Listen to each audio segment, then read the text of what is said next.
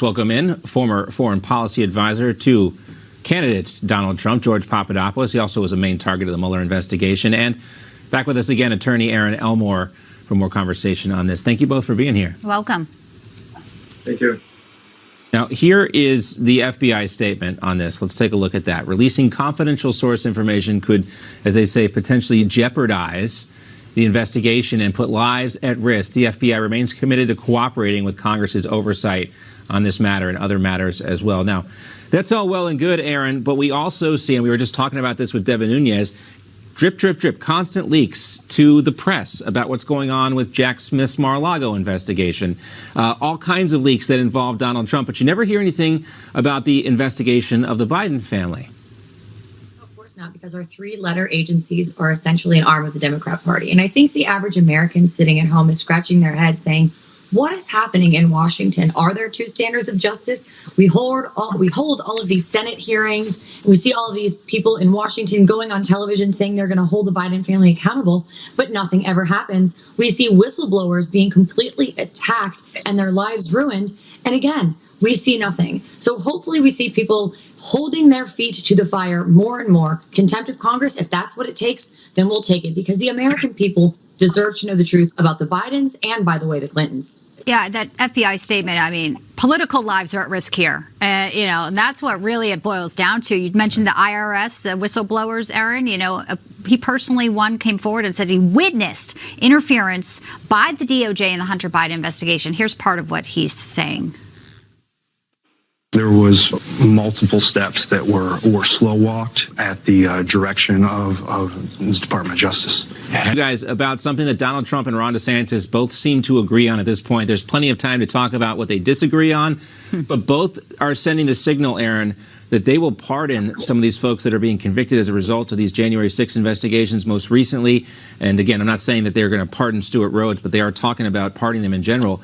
The question, though, for you is this. 18 years for Stewart Rhodes, Erin, that seems pretty extreme.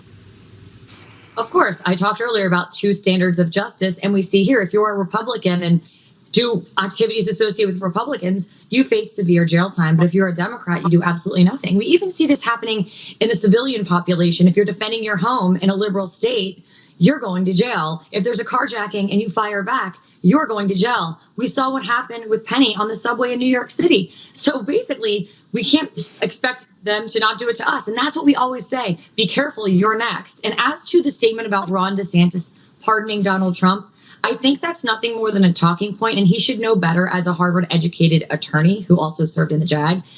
These are state charges with Alvin Bragg in New York, and we see pending or possibly upcoming charges in the state of Georgia.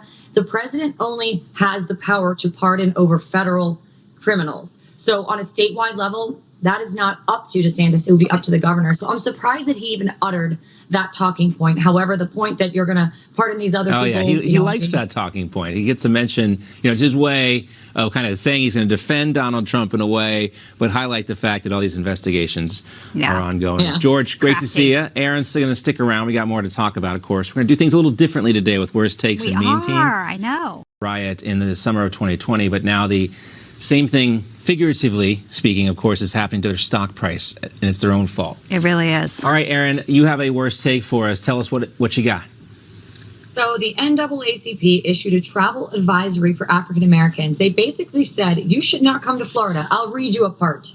Florida is openly hostile to African Americans. And Derek Johnson, who's the CEO of the NAACP, said, your life is not valued if you are Black and you go to Florida. Well, I did some digging. Mr. Leon Russell, the man you see on the screen right now, he lives in Tampa, not just here that you can see on Twitter, but if you go to the NAACP's website, you will see the same thing. And when you ask them about this, they sort of say, we're going to stay here and do the fight. So you live in Florida. You had a great career, Mr. Russell, in Florida, but you're telling other Black people not to do the same things for themselves? When the Chamber of Commerce of Florida said that the #1 growing demographic for their business and the best place to do business for African Americans is, in fact, Florida. We all know we don't have that great tax down here. None of that state tax here. So this is just hypocrisy at its finest.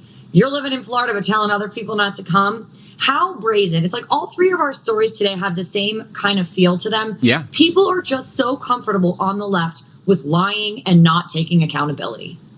So I know. Didn't he think anyone would put 1 and 1 together? It's ridiculous. And So dumb. There was a commentator, too, on MSNBC or CNN this week. I can't remember which one. But she said, I just went to Florida with my family on spring break. And, oh, my gosh, it was so scary. It was so scary. It's hostile in Miami, but for other reasons, not because of conservatives. Right. But what about the fact that, what is scary? Chicago, Philadelphia, St. Louis. These are the places that you should tell people not to travel at the moment because they are riddled with crime. And oftentimes it is black on black crime, but that doesn't fit the narrative. So we're just not going to talk about that. Yeah, you're only allowed talking point, Erin. You're only allowed to focus on the perpetrators of these crimes when they fit a very, very specific narrative. Erin, great to see you. We'll have some more memes coming up with Erin as well in just a bit. Thank you, Erin. Thanks, Erin. It is meme team time. Erin Elmore, Matthew Foldy, alongside Bianca De La Garza. Gang's all here, folks. Let's do it. Okay, guys, things not looking good for Target, Bud Light, Disney, and the Dodgers. At the top of the hour, we were talking about how CNN and NBC are blaming the people who are rejecting Satanist/trans clothing for kids for Target's downfall. They're saying how major brands are being forced into the conservative plan to target LGBTQ people. Target is being, quote, held hostage by an anti-LGBTQ campaign. How dare you? Which brings us to our first meme this week. All right, Erin, what do you got for us this week? So if you were watching my worst take, it's the same little story. The NAACP issued a travel advisory for African Americans to Florida, yet Leon W. Russell, their chairman, lives in Tampa. And we know that this is just basically a way to strike out at Governor DeSantis because they knew he was going to run. So this is the National Association Against Conservative People. That is my version of the NAACP. All right, Matthew, in our abridged version of Meme Team this week, what do you got for us? So Ron DeSantis is promising to flip the Supreme Court to a 7-2 conservative majority, but it looks like that might not even be necessary, according to liberals. So we learned this week from none other than Chuck Schumer that Elena Kagan, Ketanji Brown Jackson, and Sonia Sotomayor are all actually MAGA Supreme Court justices. The reason why he claimed this is because the court unanimously 9-0 ruled against the Biden administration's EPA, but it seems that Schumer is too busy trying to pack the court to realize that it's very weird to me. It was a 5-4. Yeah, Ketanji Brown Jackson. She's ultra MAGA when it comes to government overreach, actually. Oh, yeah. All right. All right. Finally, just one of our favorites. It's always nice to have a nod to Anchorman and Ron Burgundy. So a shout out to Richard Ratboy. Of course, we heard on Monday there was this rented U-Haul truck crash into the security barriers near the White House. Well, thanks for playing with us, Matthew. Stay Erin. classy. We'll see you guys soon. Stay classy, Newsmax. San Diego. All right, guys. Lots of fun as always.